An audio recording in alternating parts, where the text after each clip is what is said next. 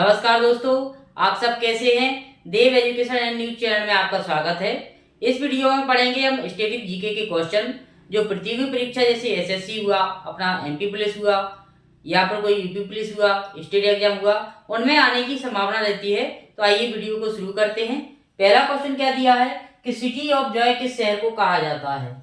तो city of Joy किसको कहते हैं, आपने सबने पढ़ा होगा, कोलकाता को कहते हैं। क्या कहते हैं? सिटी ऑफ जॉय कहते हैं। क्या कहते हैं? City of Joy.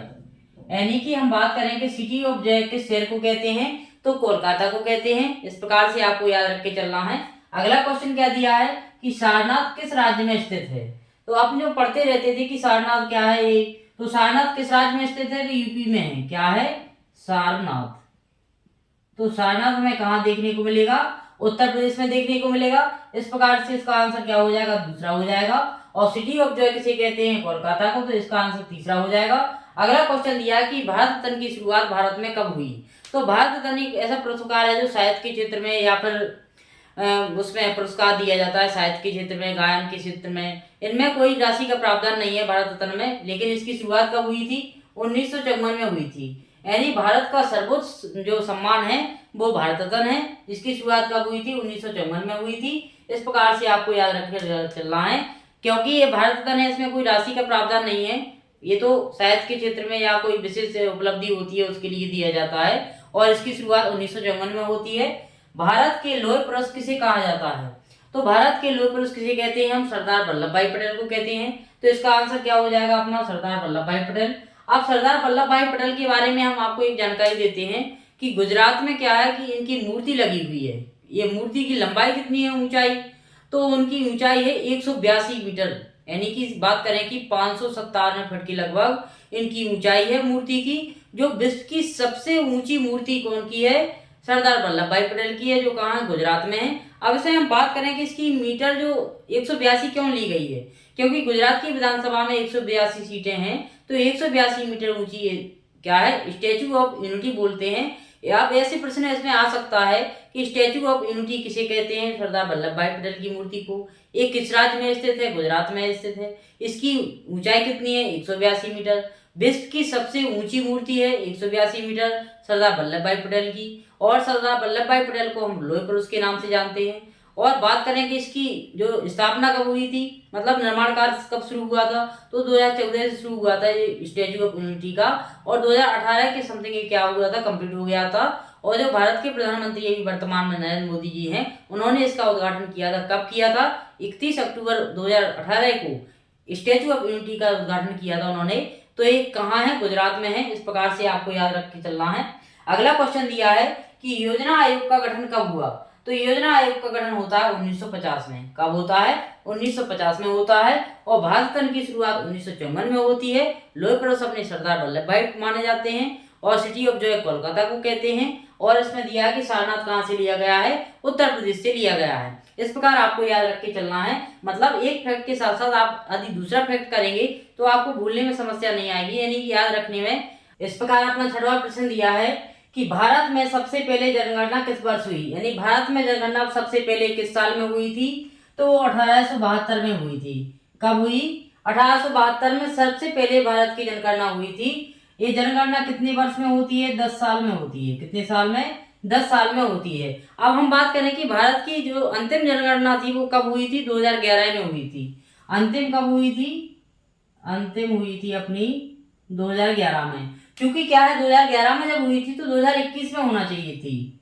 क्या होना चाहिए थी? 2021 में होना चाहिए थी, लेकिन कोविड-19 के चलते 2021 में जनगणना नहीं हुई। तो फिर हम बात करें कि भारत की अभी वर्तमान में 2025 में भारत की जनगणना कितनी है या भारत की जनसंख्या कितनी है, तो हम आपको बता दें कि 146.39 करोड़ भारत की जनसंख्या है। लेकिन ये कितनी है? ये अनुमानित है, फिक्स नहीं बता सकते, अनुमानित है। अनुमान लगाया जा रहा है कि भारत की जनसंख्या अभी 146 करोड़ 0.39 हो सकती है 2025 में। लेकिन 2021 में जनगणना होना थी, लेकिन कोविड-19 के चलते ये जनगणना नहीं हुई थी। तो अनुमानित है, ये तो 146 करोड़ अनुमानित है भारत की जनसंख्या।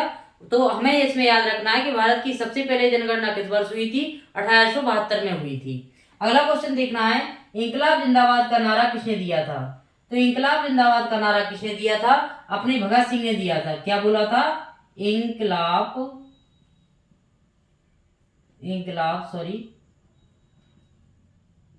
जिंदाबाद का नारा किसने दिया था? भगत सिंह ने दिया था। और सुभाष चंद्र बोस जी थे, उन्होंने क्या नारा दिया था? कि तुम मुझे खून दो। ये दिया था उन्होंने, सुभाष चंद्र बोस जी ने नारा दिया था कि तुम मुझे खून दो, मैं तुम्हें आजादी दूंगा। ये किसका नारा था? अपने सुभाष चंद्र जी का। अब बाल गंगाधर तिलक ने क्या दिया था? उन्होंने दिया था स्वराज मेरा जन्म सिद्ध अधिकार है। यानी बाल गंगाधर तिलक थे, उन्होंने नारा दिया था कि स्वराज मेरा जन्म सिद्ध अधिकार है, मैं इसे लेकर रहूंगा। ये बाल गंगाधर जी का है। और चंद्रशेखर ने क्या बोला था नारा, या उनके विचार क्या थे? चंद्रशेखर के विचार ये थे कि कोई भी ब्रिटिश सरकार का जो कोई भी सिपाही मुझे जिंदा नहीं पकड़ सकता है। उनके विचार ये थे कि कोई भी सिपाही मुझे जिंदा नहीं पकड़ सकता है। तो इस प्रकार से हमें इनके फैक्ट याद रखना है। अगला क्वेश्चन दिया है कि महात्मा गांधी ने भारत में पहला सत्याग्रह आंदोलन कहाँ शुरू किया गया था? तो पहला सत्याग्रह कहाँ शुरू किया गया था? चंपारण में शुरू किया गया था। और सन कौन सी इनकी? 1917 थी। 1917 में उन्होंने 1917 में चंपारण सत्याग्रह किया था, जो गांधी जी का पहला क्या था? आंदोलन था। और साबरमती आश्रम की स्थापना भी कब होती है? 1917 में होती है। और बारदौली जो सत्याग्रह था वो क्या था? 1928 में इसकी स्थापना हुई थी। यहाँ पर बात करें कि जो बारदौली सत्याग्रह था उसकी शुरुआत कब हुई? 1928 में हुई थी। और एक उत्तर प्रदेश से शुरू हुई थी। कहाँ से? उत्तर प्रदेश, गोरखपुर से। अगला प्रश्न दिया है कि जलियांवाला बाग हत्याकांड कब हुआ था? आपने पढ़ा होगा कक्षा 10 में कि जलियांवाला बाग हत्याकांड 1919। तो ये कब हुआ था? 1919 में हुआ था।